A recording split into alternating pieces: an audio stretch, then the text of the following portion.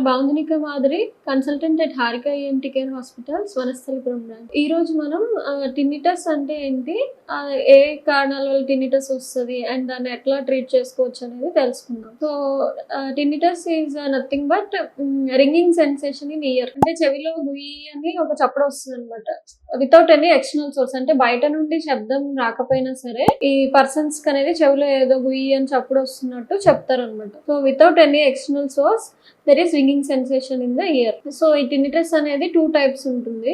So subjective and objective tinnitus. Subjective tinnitus అంటే patient ఒక్కళ్ళే complaint చేస్తారనమాట, వాళ్ళకి చెవిలో గుయి అని చప్పుడు వస్తుంది అని. ఆబ్జెక్టివ్ టిన్నిటస్ అంటే కొన్నిసార్లు పేషెంట్ పక్కన ఉన్న వాళ్ళు కూడా కొంచెం దగ్గరగా మనం విన్నట్టయితే మనకు కూడా వినిపిస్తుంది. ఇది చాలా రేర్ కేసెస్ లో చూస్తాము, ఓన్లీ 5% ఆఫ్ ద కేసెస్ లో చూస్తాం. మోస్ట్లీ సబ్జెక్టివ్ టిన్నిటస్ ఉంటుంది చాలా కేసెస్ లో. సో అసలు ఈ గుయి అనే శబ్దం ఏ ఏ కారణాల వల్ల వస్తుంది అనేది తెలుసుకుందాం.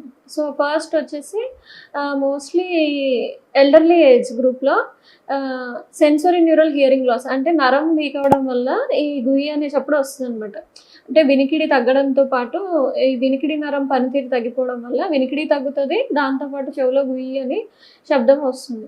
దీంతో పాటు నాయిస్ ఇండ్యూస్డ్, అంటే ఎవరైతే బాగా పెద్ద పెద్ద శబ్దాల్లో వర్క్ చేయడము, సడన్ గా పెద్ద పెద్ద శబ్దాలు వింటారో అప్పుడు కూడా న్యూరల్ లాస్ వల్ల ఈ టిన్నిటస్ అనేది వస్తుంది. కామన్ కాజెస్, ఎప్పుడైతే చెవిలో ఫుల్ బాగా వ్యాక్స్ నిండిపోయినా సరే, గుబిలి నిండిపోయినా సరే, లేదంటే మధ్య చెవిలో ఏమైనా నీరు కానీ, అంటే మిడిల్ ఇయర్ లో నీరు కానీ చీము కానీ అలా నిండిపోయినప్పుడు కూడా చెవిలో గుయి అనే శబ్దం వస్తుంది.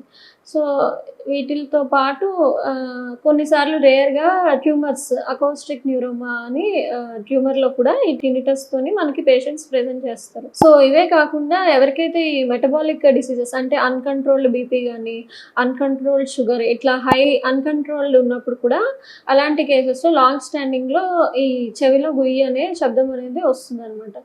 అండ్ దీంతో పాటు బాగా ఇప్పుడైతే బాగా హెడ్ ఫోన్స్ యూస్ చేయడం, కంటిన్యూస్గా లౌడ్ సౌండ్స్ వినడము, ఇలా కంటిన్యూస్గా ఇయర్ ఫోన్స్ పెట్టుకొని సౌండ్స్ వినే వాళ్ళకు కూడా కొన్ని రోజులకి గుయ్యి అనే శబ్దం అనేది వస్తుంది. అండ్ దీంతో పాటు కొన్ని మెడికేషన్స్ యూస్ చేసే వాళ్ళలో, అంటే post cancer chemotherapy drugs use చేసే వాళ్ళకి, లేదంటే కిడ్నీ రిలేటెడ్ డిసార్డర్స్లో డయూరిటిక్స్ యూస్ చేసే వాళ్ళకి, అండ్ కొన్ని ఓటోటాక్సిక్ డ్రగ్స్ అంటే క్వినైన్ కానీ ఇట్లాంటి కొన్ని డ్రగ్స్ యూస్ చేసిన తర్వాత కూడా ఇమీడియట్ ఆఫ్టర్ దట్ ఈ చెవిలో గుయ్యి అనే శబ్దం అనేది స్టార్ట్ అవుతుంది అనమాట పేషెంట్స్కి. సో నార్మల్గా these are all the causes for tinnitus.